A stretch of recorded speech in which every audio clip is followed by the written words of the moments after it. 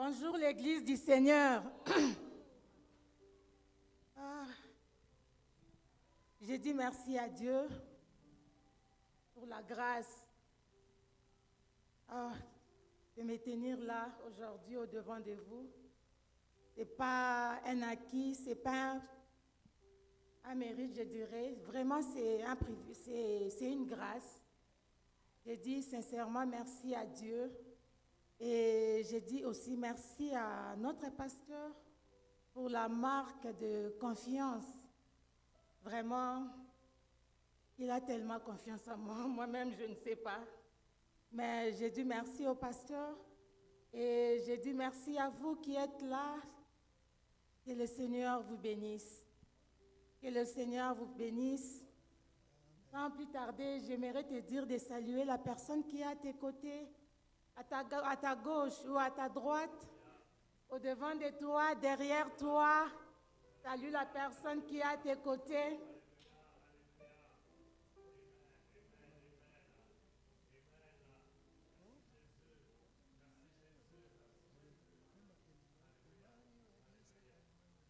Vraiment que le nom du Seigneur soit loué. Sans plus tarder, j'aimerais t'inviter à t'élever.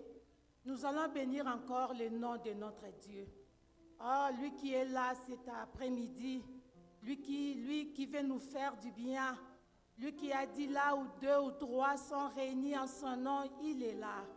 J'aimerais que tu puisses dire merci à Dieu pour la vie. Oh, Dieu merci à Dieu pour la grâce. Dieu merci à Dieu pour la force. Oh, Dieu merci à Dieu pour ta famille. Oh, Dieu merci à Dieu pour le mois de mars. Oh, tu vas dire merci à Dieu pour l'année 2024. Oh, notre Dieu a fait tellement de grandes choses. Alléluia. La Bible déclare, il y a d'abondantes joies dans sa présence. Commence à bénir l'Éternel. Commence à bénir notre Dieu. Oh, Dieu merci à Dieu pour la vie. Dieu merci à Dieu. Rien que pour la vie qu'il t'a donnée. Dieu merci à Dieu. Oh, tu t'es déplacé librement de ta maison jusqu'ici. Dis merci à Dieu. Oh, tu as fait de grandes choses dans ma vie. Mon cœur est dans la joie. Mon cœur est dans la joie. Alléluia. Béni soit ton nom. Tu es tellement bon pour nous. Tu es tellement bon, tendre Père. Tu es tellement bon, Seigneur. Tu es tellement bon, Jésus. Toi qui renouvelles tes bontés chaque matin. Alléluia. Merci parce que nous sommes bénéficiaires de ta bonté. Oh, Dieu de gloire. Béni soit ton nom. Béni soit ton nom. Tu es tellement bon. Tu es tellement bon. Tu es tellement bon, Seigneur. Tu es tellement bon. Alléluia. Parfois nos mots nous manquent, éternel Dieu de gloire, pour te dire combien tu es bon. Alléluia. Béni soit ton nom, Seigneur Dieu de gloire. Yahweh, je salue ta présence au milieu de nous. Je salue ta présence. Je salue ta présence. Je salue ta présence éternelle. Je salue ta présence, oh Dieu. Alléluia. Seigneur, fais-nous du bien au travers de ta parole. Fais-nous du bien, Seigneur. Fais-nous du bien, éternel Dieu de gloire. Tu as dit l'homme ne vivra pas de pain seulement. Oh Dieu de gloire, Yahweh, nous sommes là, Jésus, parce que nous avons soif de toi. Nous avons soif de toi. El Shaddai, nous avons soif de ta parole. Alléluia. Béni soit ton nom, Seigneur Dieu de gloire. Que ce moment, oh Dieu, alléluia, soit béni. Emmanuel, tu es Dieu. Emmanuel, tu es vivant. Emmanuel, tu es vivant. Emmanuel, tu es vivant. Emmanuel, tu vas faire du bien à une maman. Emmanuel, tu vas faire du bien à un papa. Emmanuel, tu vas faire du bien à une jeune fille qui est là, Seigneur. Oh Dieu de gloire. Béni soit ton nom, Jésus. Tu es tellement merveilleux. Tu es tellement merveilleux.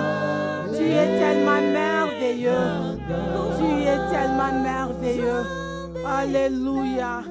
Alléluia. Emmanuel, nous te bénissons. Emmanuel, nous te bénissons. Il n'y a pas de Dieu qui soit comme toi. Il n'y a pas de Dieu qui soit comme notre Emmanuel.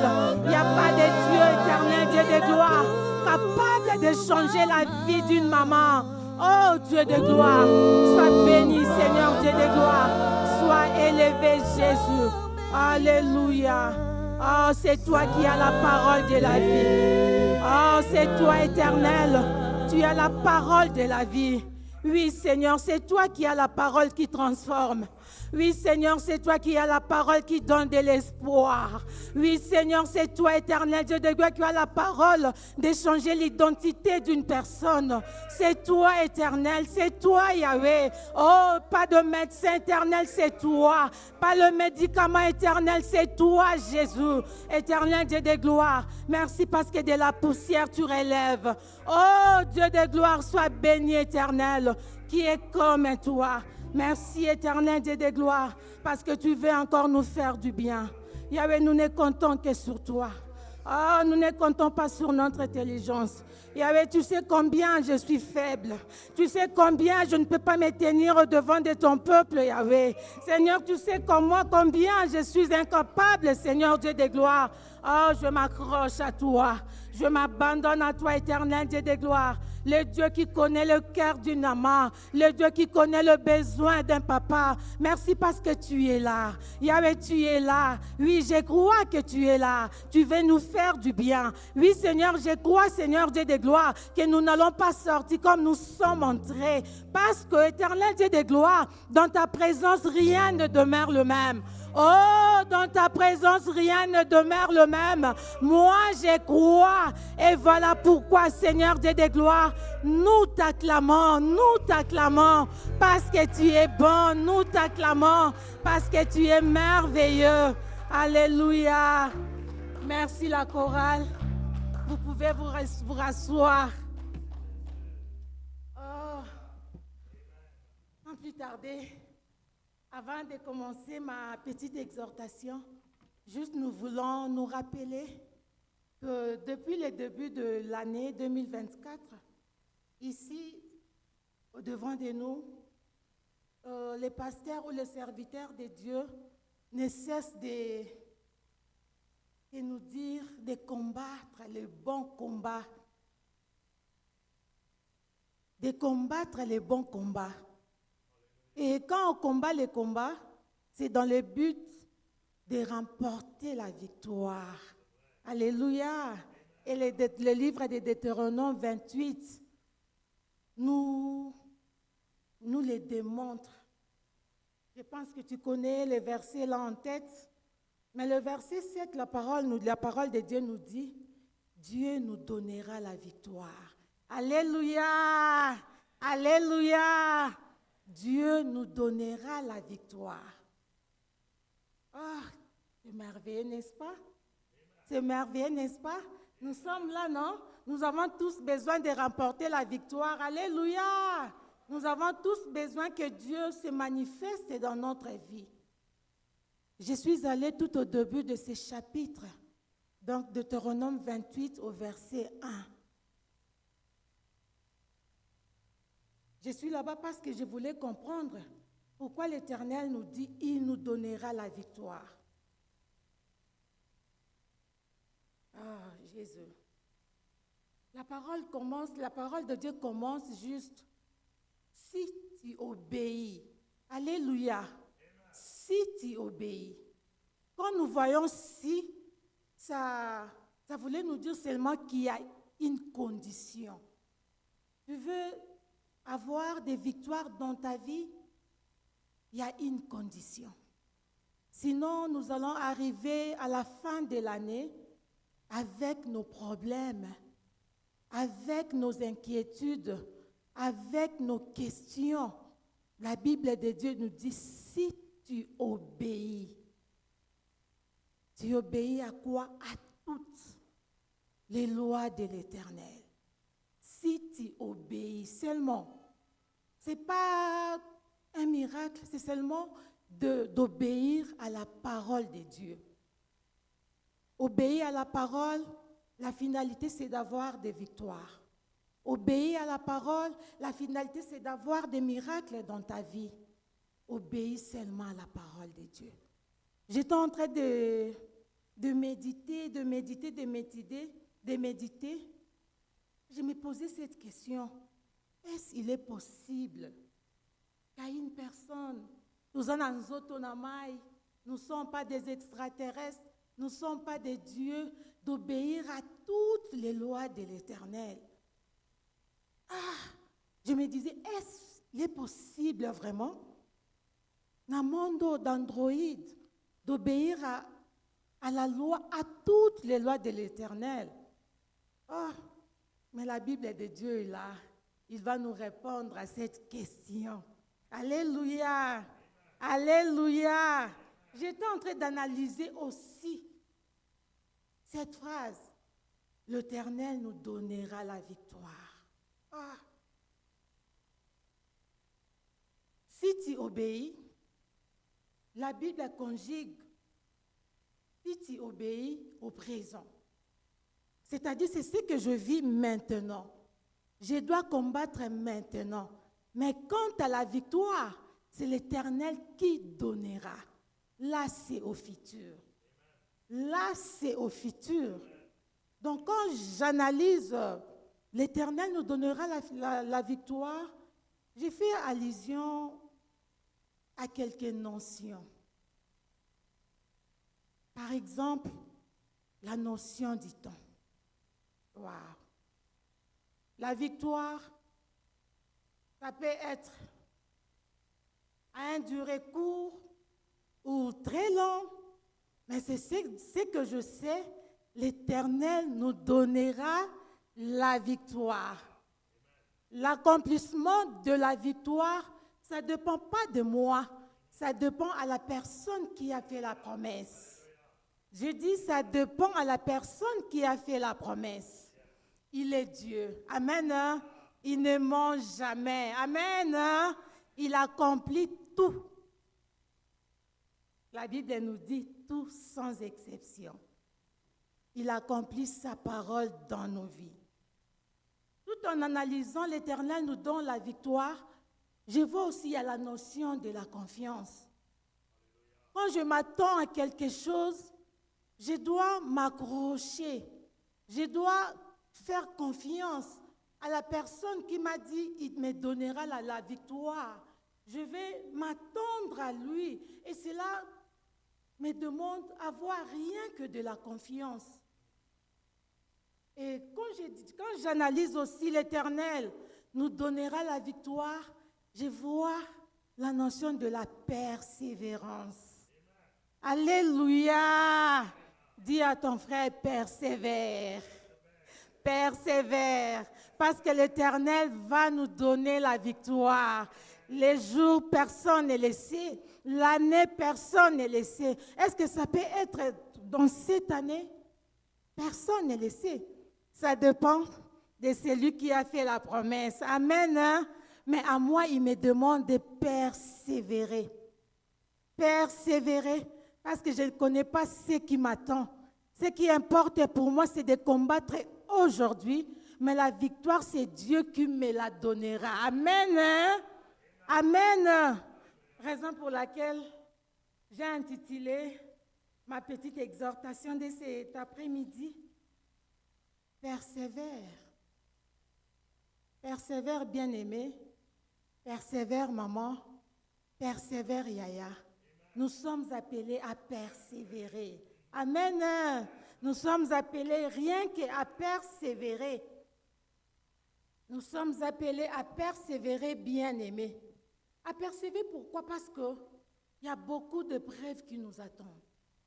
On nous dit de combattre, c'est-à-dire il y a des épreuves, il y a des situations difficiles qui nous attendent.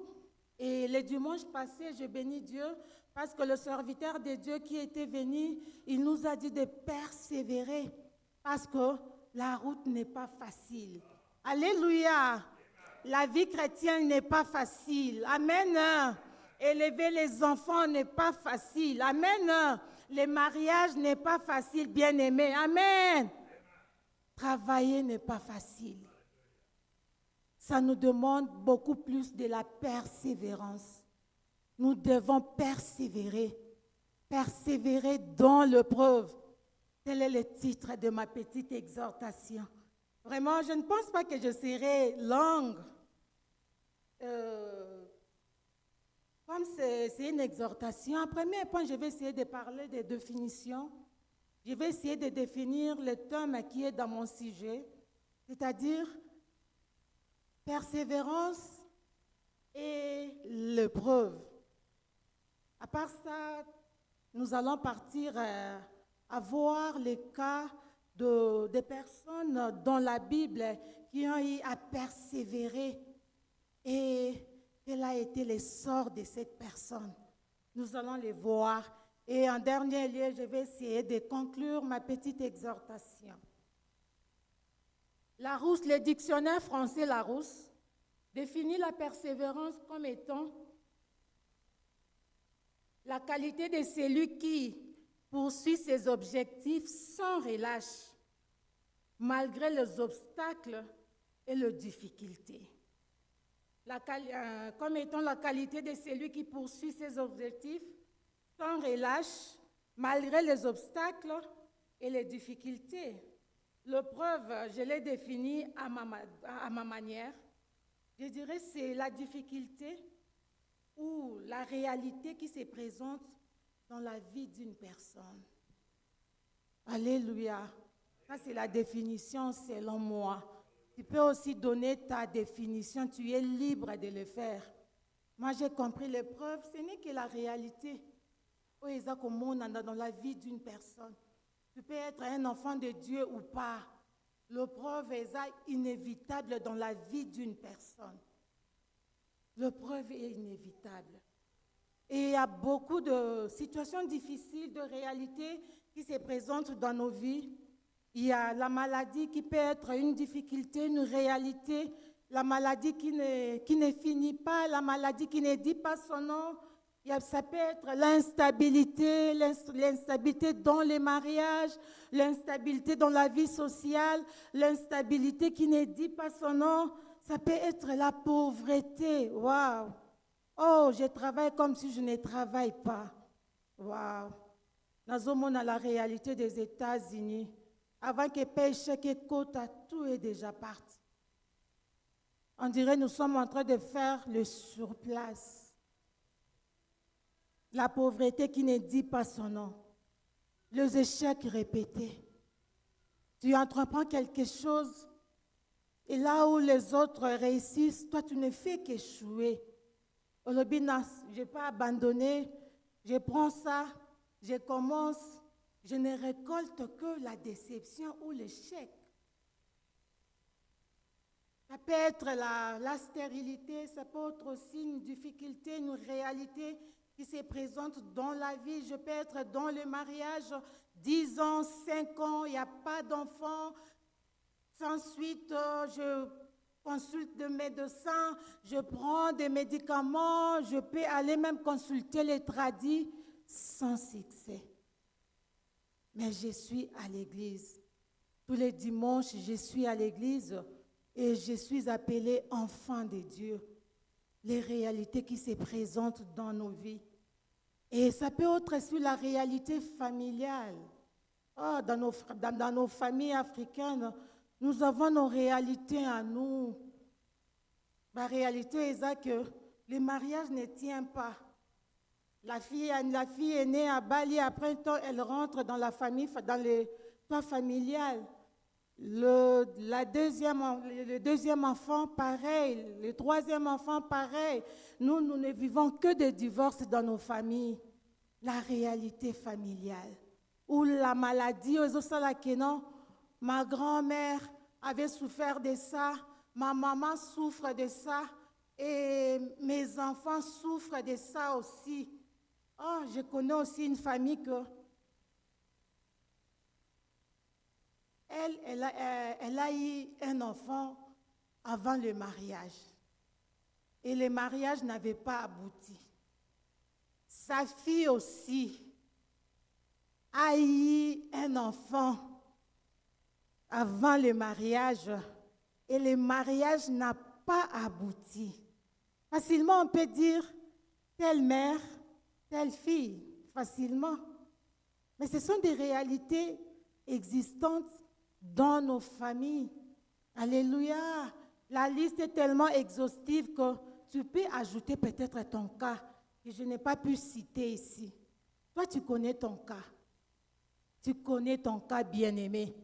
Tu connais ton cas. Laisse-moi te dire, ce que tu vis, ce n'est qu'une réalité. Alléluia. Ce que tu vis, ce n'est que la réalité plutôt. Alléluia. Mais ce n'est pas une vérité. Amen. Ce n'est pas une vérité, c'est une réalité. Oh, il y a une personne qui change l'histoire d'un homme. Il s'appelle Jésus de Nazareth. Alléluia. Il y a une personne qui change l'identité d'un homme, l'identité d'une famille. Il s'appelle Jésus de Nazareth. Il est là ce soir. Il est là cet après-midi. Il veut nous faire du bien. Alléluia. Il veut changer l'histoire d'une famille. Il veut changer l'histoire d'une maman. Il veut changer l'histoire d'une personne. Il suffit seulement de croire à la personne de Jésus-Christ. Alléluia. Il suffit seulement de croire que cette personne est réelle. Alléluia. Que cette personne est vivante. Comme j'avais dit, quand je suis en train de vivre une telle réalité, peut-être je suis en train de me dire que je suis la seule.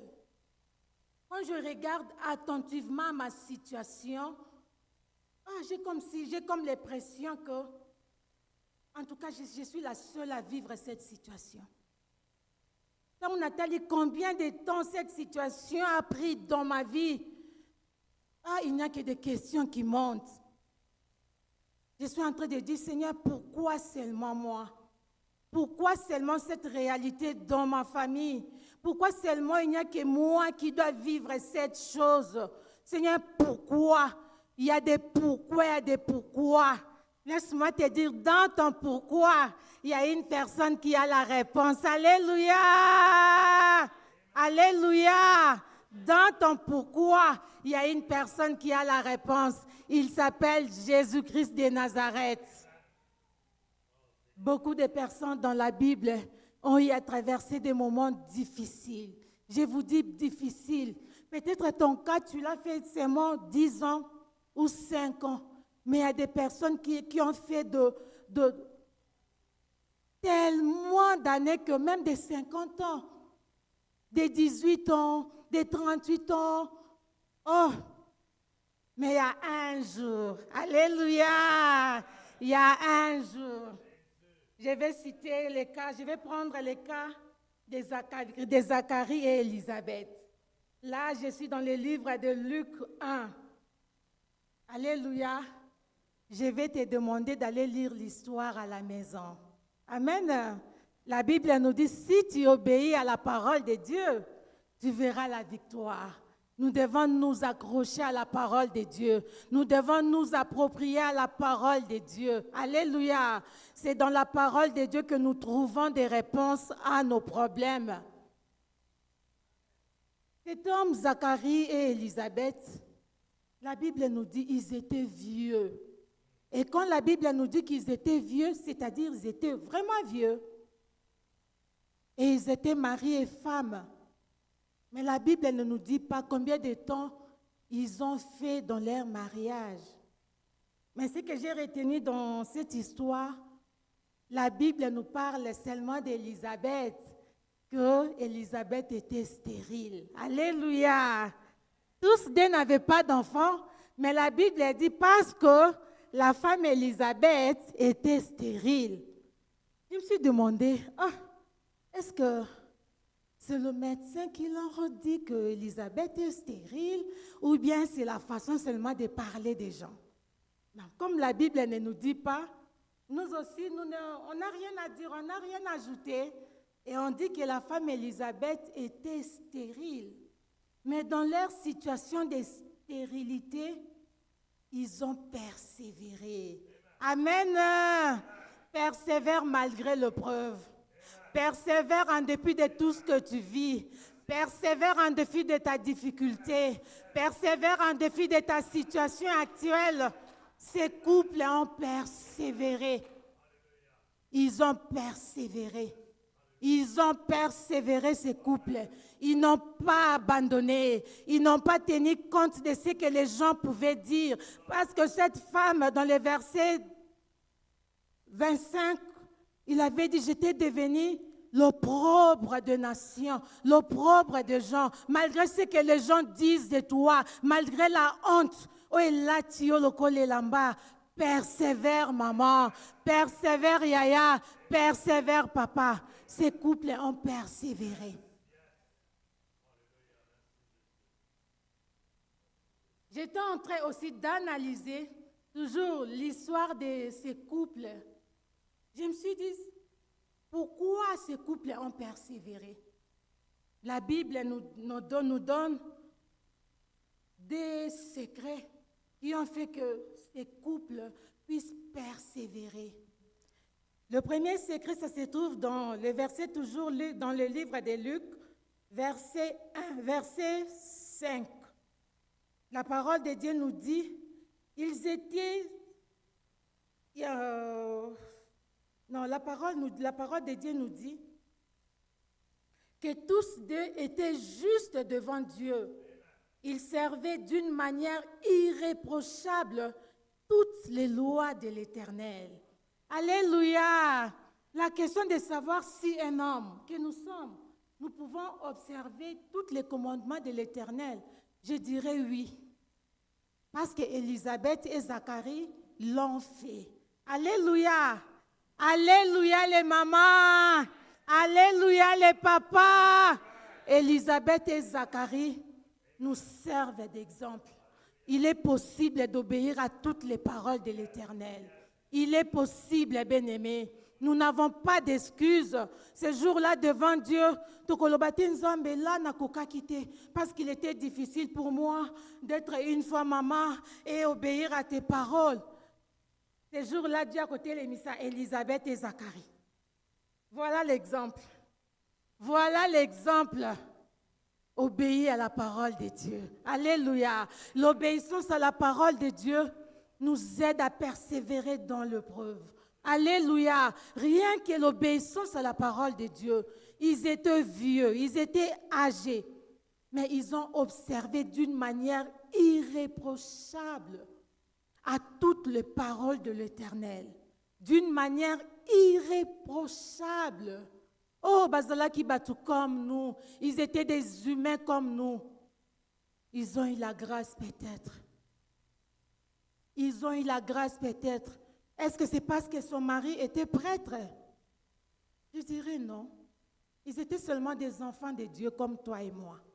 Amen. Alléluia. Ils étaient tellement des enfants de Dieu comme toi et moi. Obéis à la parole de Dieu.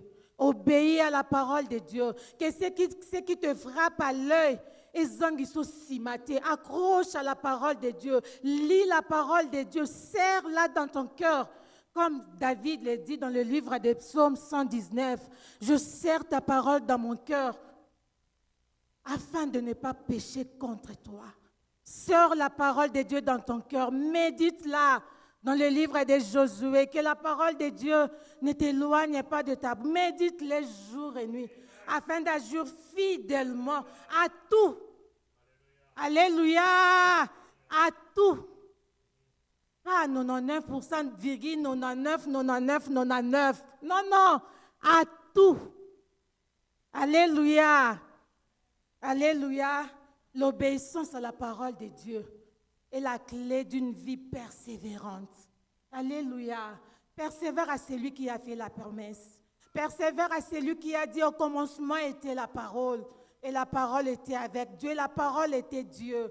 Persévère parce qu'il est fidèle. Il ne ment jamais. Ce qu'il dit, il l'accomplit. Alléluia. Sa parole s'accomplira tôt ou tard.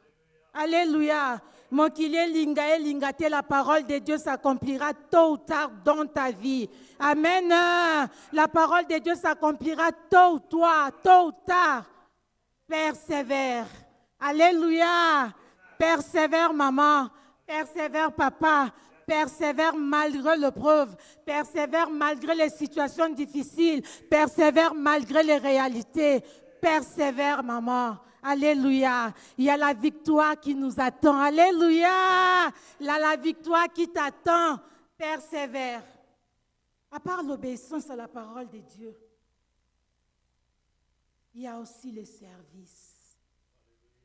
Toujours dans le livre de Luc, chapitre 1, au verset 7, la Bible nous montre clairement que c'était pendant le service que Zacharie donnait dans le temple qu'il a eu la visitation divine. C'est pendant le service. Alléluia. C'est pendant le service. Sers l'Éternel. Sers l'Éternel. J'aime souvent quand Pasteur Roger nous dit, même seul, sers le Seigneur. Sers le Seigneur. Ne suis pas la personne qui est à ta gauche ou bien ta voisine ou ton ami. Ayopé. Non, non, non, non, non, non. Sers le Seigneur. Il y a la victoire qui est attachée au service de l'Éternel. Et il y a aussi une promesse qui est attachée au service. La parole de Dieu nous dit, tu me serviras et moi j'éloignerai la maladie. Servant l'Éternel bien-aimé. Servant l'Éternel malgré que nous sommes busy. Trouvons quelque chose à faire pour ton Seigneur. Je ne te demande pas de venir ici, peut-être chaque jour à l'église. Non, je ne te demande pas. Mais trouve quelque chose à faire pour ton Dieu.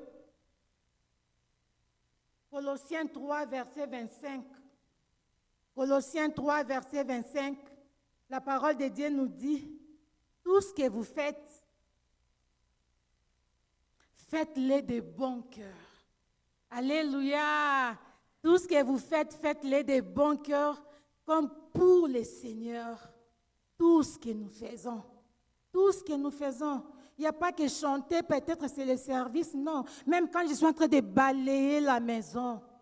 Oh, quand je le fais, comme si je le fais pour le Seigneur, j'aurai un prix pour ça.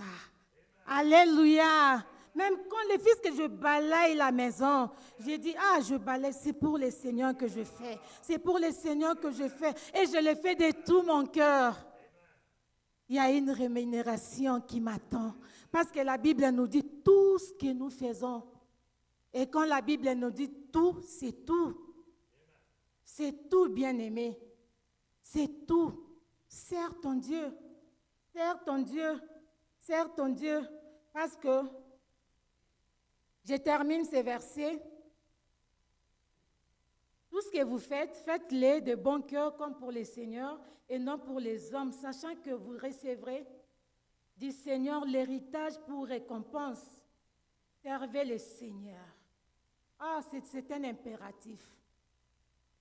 Colossiens nous dit, servez l'Éternel. Il y a une rémunération qui nous attend. Il y a une rémunération qui est attachée au service.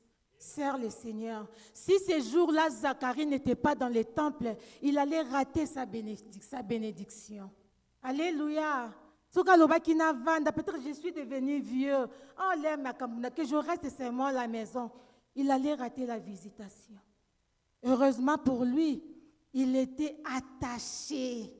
Il était au service, malgré son âge avancé, malgré son corps était usé, malgré qu'il n'avait plus de la force, mais il était là en train de servir son Dieu. Sers ton Dieu, maman, sers ton Dieu, papa. Il y a une rémunération qui est attachée. Alléluia! Alléluia! Oh! Il y a aussi Anne. Alléluia! Là, nous sommes dans le livre de 1 Samuel. Nous connaissons tous l'histoire de Anne. Alléluia. Ça aussi, je te demande d'aller lire à la maison. C'est 1 Samuel 1. Tu lis tous les chapitres. Je vais essayer de résumer ce chapitre en disant que la Bible nous dit qu'il y avait un homme qui avait 2 femmes. L'une avait des enfants.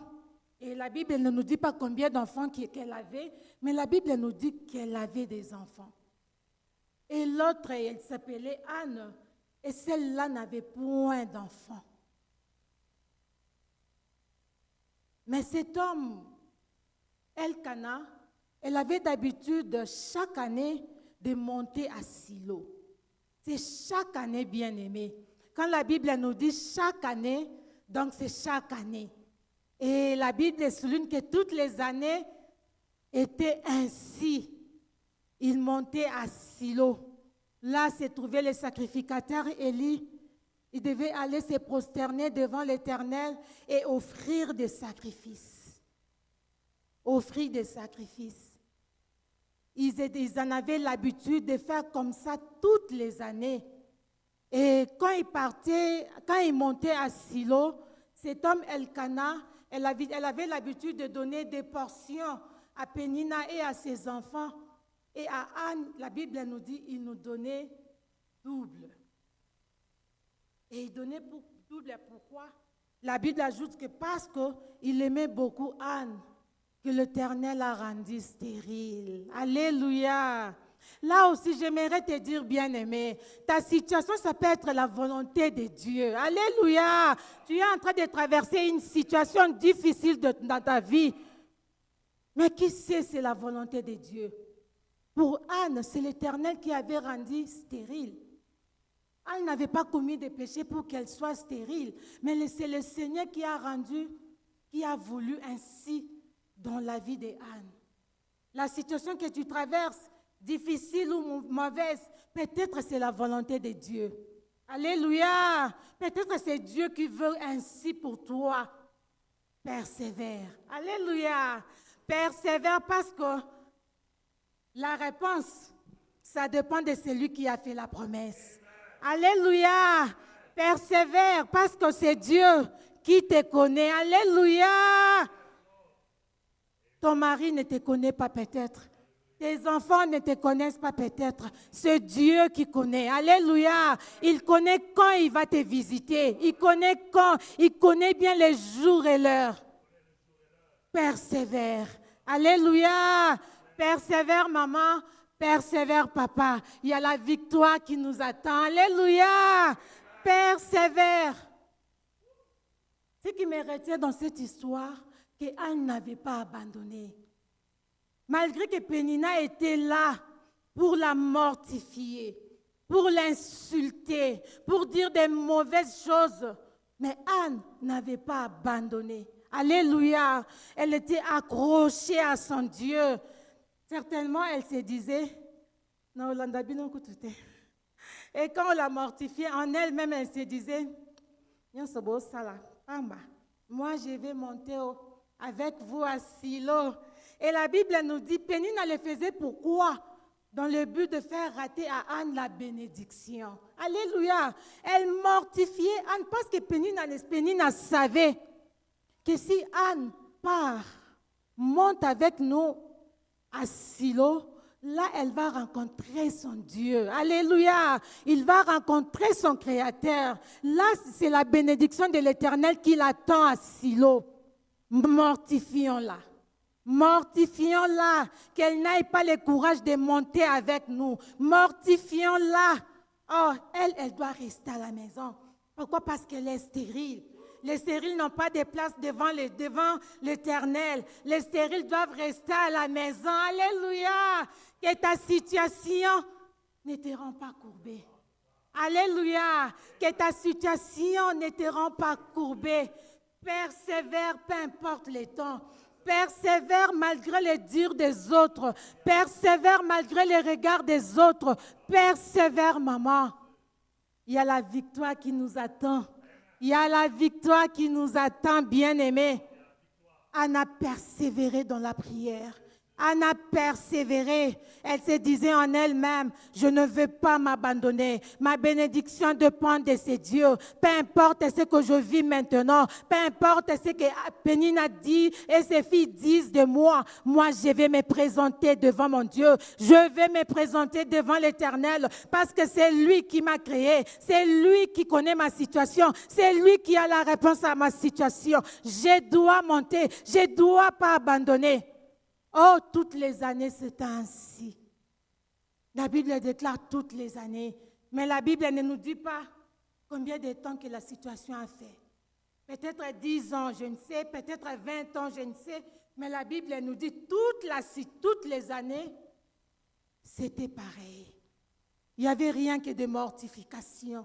Il n'y avait rien que de injures. Il n'y avait rien que de la désolation. Il n'y avait rien que de la honte. Waouh! Laisse-moi te dire, il y a un jour, alléluia, Il y a un jour où les rédempteurs vont s'élever. Amen. Il y a un jour, alléluia. Oh, heureusement pour Anne. Le jour là était arrivé. Les jours là étaient arrivés. Les jours là étaient arrivés, bien-aimés. La Bible nous dit, il y a toujours un après cela. Alléluia. Il y a toujours un après cela. Ce que tu vis, il y a toujours un après cela. Alléluia. La Bible de Dieu nous dit, il y a un soir et il y a un matin. Alléluia. Il y a un jour où le Rédempteur s'élèvera. Et ce jour-là était arrivé pour Anne. La persévérance a payé.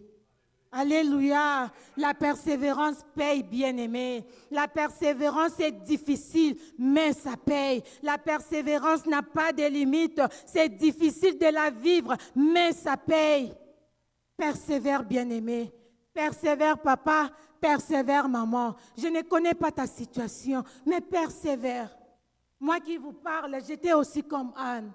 Oh, j'étais stérile. J'ai passé des moments difficiles dans ma vie. J'ai passé des moments difficiles, mais je n'avais pas abandonné. Alléluia, je n'avais pas abandonné, malgré les moqueries des gens, malgré les durs des gens. Je m'étais accrochée au Seigneur. Je m'étais accrochée. Pourquoi? Parce que la persévérance paye. La persévérance paye. Aujourd'hui, je suis heureuse, j'ai des enfants. Mais vivre la chose, ce n'était pas facile. Persévère, maman. Persévère, papa. Il y a toujours un salaire qui t'attend. Il y a toujours un salaire qui t'attend. N'abandonne pas, bien-aimé. N'abandonne pas. Persévère. Nous voulons vivre la victoire. Persévère. Nous voulons vivre la victoire. Persévère. Persévère. Malgré les épreuves. Je ne connais pas ta situation. Je ne connais pas ce que tu vis. Je ne connais pas la réalité qui se présente dans ta vie. Mais c'est ce que je sais. Il y a un Dieu dans le ciel. Alléluia. Il y a un Dieu dans le ciel qui te connaît. Alléluia. J'avais dit que je ne serais pas longue. Je vais conclure ma petite exhortation. Là, je vais ouvrir ma Bible et nous allons lire. Je suis dans le livre de Romains 5.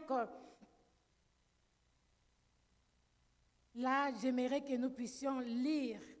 Ça, c'est la conclusion de ma petite exhortation. Romains 5, verset 3. Je vais lire 3, 4 et 5. La Bible de Dieu nous dit, bien plus, nous nous glorifions. Dans d'autres versions, nous dit, nous sommes fiers même des afflictions. Des afflictions sont des problèmes. Les afflictions sont des réalités qui nous accablent. La Bible nous dit, sachant que l'affliction produit la persévérance. Alléluia. Ce que tu vis, ça produit la persévérance. Et la persévérance, la victoire dans l'épreuve. Alléluia. Et cette victoire, l'espérance. Or, l'espérance ne trompe pas. Parce que l'amour de Dieu est répandu dans nos cœurs par le Saint-Esprit qui nous a été donné. Alléluia. Persévère malgré l'épreuve. N'abandonne pas maman. N'abandonne pas papa. Ton Dieu est là. Ton Dieu est là. Remercie le Seigneur parce qu'il t'a créé. Remercie-le parce qu'il te connaît. Mais ce qu'il nous demande, c'est de nous accrocher. Alléluia. Accroche-toi, accroche-toi, car la victoire est certaine. Que Dieu nous bénisse et qu'il bénisse sa parole.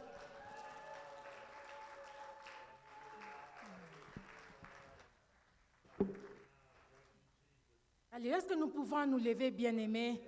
Nous pouvons nous lever. Commence à bénir l'Éternel. Commence à bénir l'Éternel parce qu'il est Dieu.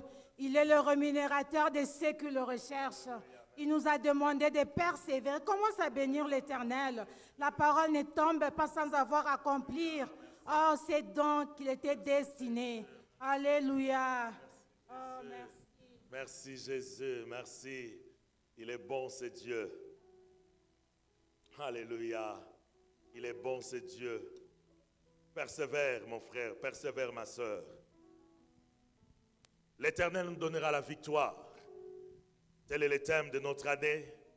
Tel est le thème de l'année que nous sommes en train de développer. Alléluia. Parlant de beaucoup d'autres sujets.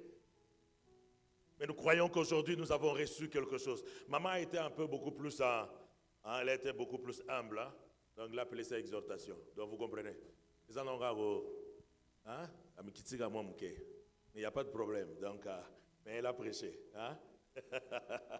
Généralement, on faisait comme ça. On dit, obéissons exhortation, mais ça, à solo. Alléluia. Maman, que le Seigneur te bénisse. Alléluia. Que le Seigneur te bénisse. Nous voulons prier, bien-aimés. Il y a trois choses que nous avions retenues lorsqu'on nous parlons de cette notion de l'Éternel nous donnera la victoire. Il y a trois notions que maman a retenues et que c'est quelque chose de très important, le temps, la confiance. Vous savez, c'est dans la confiance d'où intervient vraiment notre foi. Même dans les temps aussi, notre foi est beaucoup, beaucoup plus engagée. Mais dans la confiance, c'est là où notre foi est mise à l'épreuve. Nous sommes en train de parler de combattre les bons combats. C'est là où l'ennemi va t'attaquer. Alléluia. Pour que tu n'aies pas la force de pouvoir persévérer. Pour que tu ne persévères pas. Parce que lorsque ta foi est entamée, et c'est fini. Voilà pourquoi l'ennemi est en train de jalouser. Ce qui est là à l'intérieur, la foi qui est là, il veut que tu n'aies pas la foi. Parce que lorsque tu n'as plus de foi, lorsque tu n'as pas la foi, tu n'as plus rien. Alléluia. Rappelons-nous de ce verset. Alléluia. Et notre Dieu est le consommateur. Alléluia. De notre foi. Et aussi, il est le rémunérateur de ceux qui le cherchent. Bien-aimés, nous voulons prier pour notre foi. Seigneur, donne-moi, alléluia, à persévérer pendant le temps. Avoir confiance en toi, ô Dieu. Et j'aimerais que nous puissions prier pour ces deux choses. Être juste devant Dieu. Alléluia. Et puis le servir. Nous avions vu dans les cas de Zacharie et d'Élisabeth. Alléluia. Et nous le voyons encore. Combien est-ce que ces hommes s'attachent au Seigneur bien-aimé. Lorsqu'on est juste, le Seigneur, il a ses regards tournés vers toi. Et lorsqu'on le sert. Alléluia. Bien-aimé, lorsque nous avons parlé aujourd'hui au Restoration Church, alléluia, de parler du service. Il n'y a pas de chrétiens simples dans l'église, non. Alléluia, il n'y a pas de chrétiens simples. Tous, nous sommes là pour l'œuvre du Seigneur. Alléluia. Oh Jésus, merci.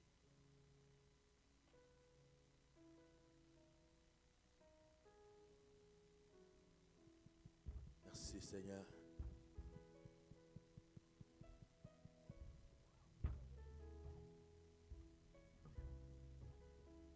Nous allons chanter ces cantiques. Nous prions mes moments. Et ma vie soit une fleur, un parfum pour toi Seigneur. Être juste le servir. Alléluia. Et tu as mis dans mon cœur. Alléluia. J'ai voté, chanté Seigneur. Alléluia. Oui, Jésus est mon sauveur. Alléluia. Alléluia. Chantons Alléluia. Alléluia. Alléluia. Oui, Jésus est mon sauveur. Alléluia. Oh, Alléluia. Alléluia. Alléluia. Jésus. Alléluia, oui. Jésus est mon sauveur. Alléluia. Je le redirai encore. Alléluia. Je le redirai encore. Que Pour moi, Jésus est mort. Jésus. Voilà pourquoi j'ai la tour. Oh Seigneur, alléluia. Seul est tout mon trésor. Alléluia. Alléluia. Oh, que c'est toujours à chacun.